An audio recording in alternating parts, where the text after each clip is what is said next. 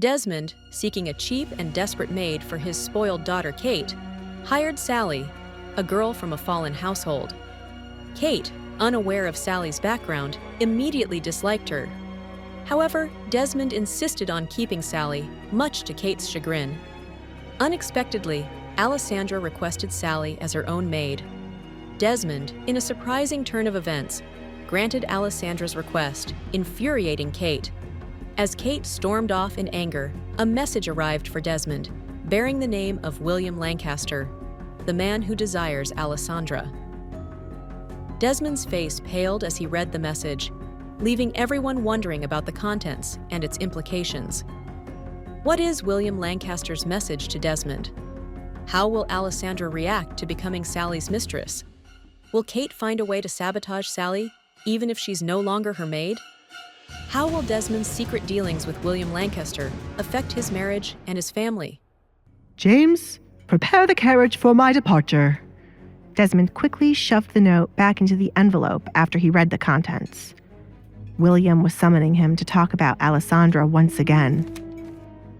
Carriage? Who is the letter from? Why are you going to someone at a time when you are meant to be eating dinner? Desmond!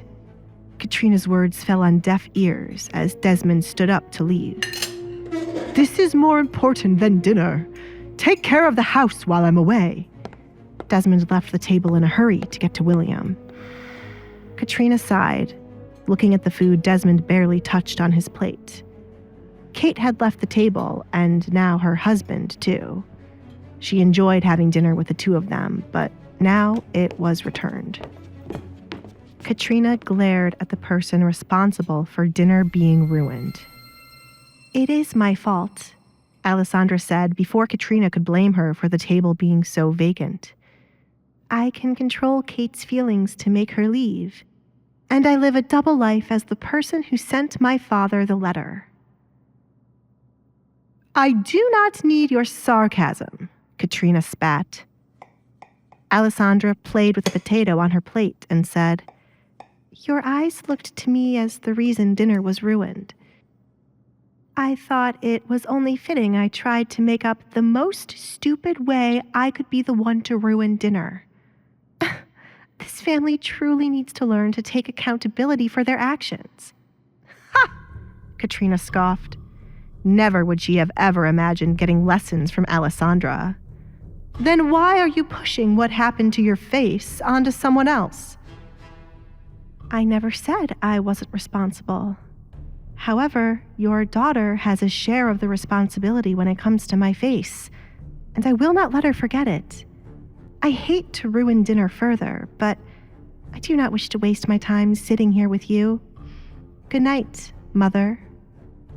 I am not your mother, Katrina gritted her teeth. With Alessandra leaving, she was the only one left at the dinner table.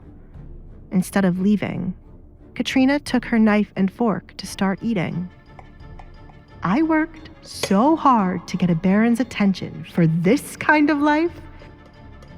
Who should I make my next move on? Katrina started to plot her next move. Meanwhile, Desmond bit his nails as his nerves increased the further he got from the house. He had no idea why William was requesting his presence so late in the night to speak about his daughter. News of Alessandra's engagement was not known to the town, therefore William could not know about it. Why did I borrow money from William? If I ever find the man who scammed me, I swear I'll kill him on the spot.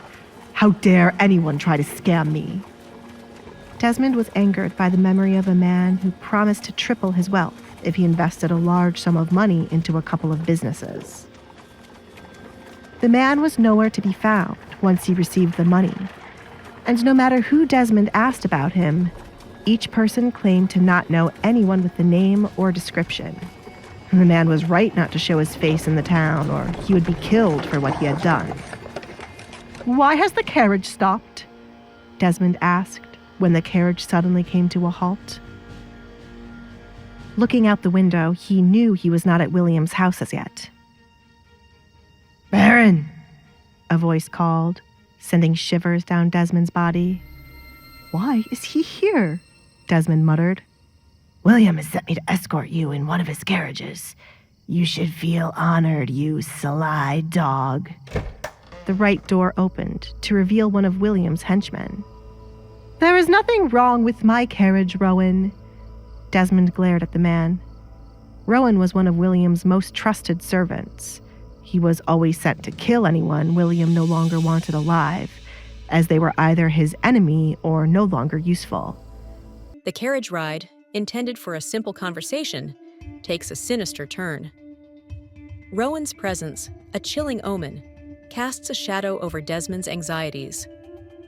Why has William sent a hired killer to escort him? What secrets lie within William's house? And what fate awaits Desmond as he steps into the unknown? Will he ever uncover the truth about the missing investor and reclaim his lost fortune? And what unforeseen consequences will Alessandra's actions have on the fragile peace within the household? Hey, I'm Alessandra. If you're wondering what happens next, download the Pocket FM app now and listen to the exciting episodes of The Duke's Masked Bride.